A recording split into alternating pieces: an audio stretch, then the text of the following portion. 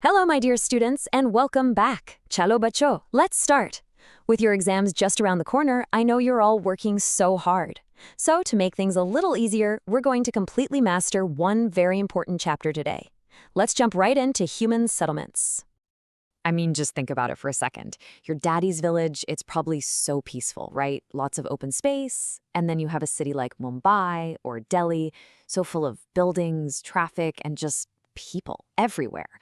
Why are they so different? Well, in this explainer, we're going to take a little journey together, from the quietest villages to the busiest cities to find out exactly why. So, first things first, let's start with the absolute basics. What in the world is a settlement? It sounds like a big, complicated word, but I promise you it's super simple. See? That's all it is. A human settlement is just a bunch of houses where people live together.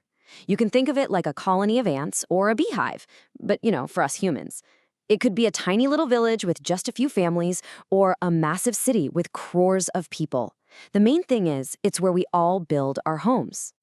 Okay, now listen up, because this is a really crucial topic for your exams. The difference between a gaon and a sheher, a rural and an urban settlement. This question comes up all the time, so let's make sure you understand it perfectly. So what's the big deal? Well, in a rural area, a gaon, most people are doing primary activities. Think farming, fishing, that sort of thing. But in a city, a sheher, it's all about industries, offices, and services. And think about the social life. A village is kind of like a close family WhatsApp group, right? Everybody knows everybody's business. But a big city? Well, you might have thousands of followers on Instagram, but you might not even know the name of your next-door neighbor. That's the difference between intimate and formal relations. Remember this part. It's a classic 3-mark question for sure. Fantastic. Now that we've got the basics down, let's go on a little virtual tour of India's villages. You might be surprised that not all villages look the same. They actually come in different shapes and sizes. First stop on our tour, clustered settlements. The name itself gives you a huge clue, right? Cluster means all grouped together. Just look at this picture. See how all the houses are packed so tightly together? This is a very common sight in the fertile plains of North India and in our beautiful northeastern states. So why do people huddle together like this? Well, there are 3 main reasons. First, if the land is really good for farming, it makes sense for everyone to live in one spot and have their big farms surrounding the village. Second, it's for security. In places like Bundelkhand, living close together helped people defend themselves from dangers. And third, think about a place like Rajasthan, where water is so precious. Naturally, everyone is going to build their house right around the well or the pond. Makes sense, right? Okay, our next stop is the semi-clustered settlement. As you can see, it's not as jam-packed as the last one. It's a bit more spread out. You'll often see a main cluster of houses in the middle, and then a few smaller groups of houses a little way off. It's almost like the village is starting to break apart into smaller pieces. Now, why does this happen? Well, often this pattern is created for social reasons. A central, maybe more dominant community might live in the main part of the village, while other groups or communities settle on the outskirts. This is a pattern you can often see in the plains of Gujarat and in some parts of Rajasthan. Next up, we have hamleted settlements. This is a really interesting one. It's when one big village is physically broken up into several smaller units, almost like mini villages. And what's cool is that these little units have their own local names, like Pana, Para, Pali, or Dhani. Remembering these names can definitely fetch you some brownie points in your exam. And for our final stop on the village tour, dispersed settlements. Just look at this picture from Nagaland. The houses are so far apart from each other. They're like lonely little huts scattered across the hills. This type of settlement usually happens where the land is very difficult to live on, like in remote jungles or the hilly areas of Meghalaya, Uttarakhand, and Kerala. All right.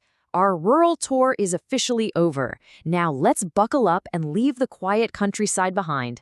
We're heading straight into the noise, the lights, and the energy of India's bustling cities. So, what officially makes a place a city or a town? It's not just a feeling. The Census of India has a very clear definition. Now, for your exam, you absolutely have to remember these 3 golden rules. 1, it must have a municipality or a corporation. 2, it needs a minimum population of 5,000 people. And 3, at least 75% of the male working population must be doing something other than agriculture. Got it? These 3 points are key. Many of our cities are incredibly old. They weren't just built yesterday. They've grown and changed over thousands of years. Let's take a super quick look at their story. So we have ancient towns like Varanasi and Madurai, which are over 2,000 years old. These were often centers of religion and culture. Then came the medieval towns, which grew as the headquarters for great kingdoms. Think of cities like Delhi, Jaipur, and Hyderabad. And finally, we have modern towns. Some, like Mumbai, were developed by the British, and others, like the perfectly planned city of Chandigarh, were built after our independence. Whoa, okay, don't get scared by this table full of numbers. Just relax. You only need to look at two things here. Look at 1901. Our urban population was about 2.5 crore people. Now, jump to 2011, it's over 37 crores. That is a massive, massive increase. It just shows you how quickly our country has become more urban over the last century. You know, just like people have different jobs, cities also have specific functions. Some are administrative towns. These are our capital cities, like New Delhi or Bhopal. Others are industrial towns, built around huge factories, like Jamshedpur. We also have transport cities, like the port of Kandla, commercial towns that are centers for trade, like Kolkata, and, of course, beautiful tourist towns like Shimla. Wow, you've all been listening so well. Now let's switch gears. It's time to go into exam mode and practice what we've learned so you can score those full marks. Are you ready? Let's do this. Okay, here's a quick pop quiz for you, just like something you'd see in your paper. In which of these areas would you expect to find those scattered, dispersed settlements? Is it A, the fertile plains of the Ganga, B, the dry regions of Rajasthan, or C, the forests and hills in the northeast? Think about it. And the correct answer is C. Of course, because the difficult, hilly terrain forces people to live farther apart. Excellent job.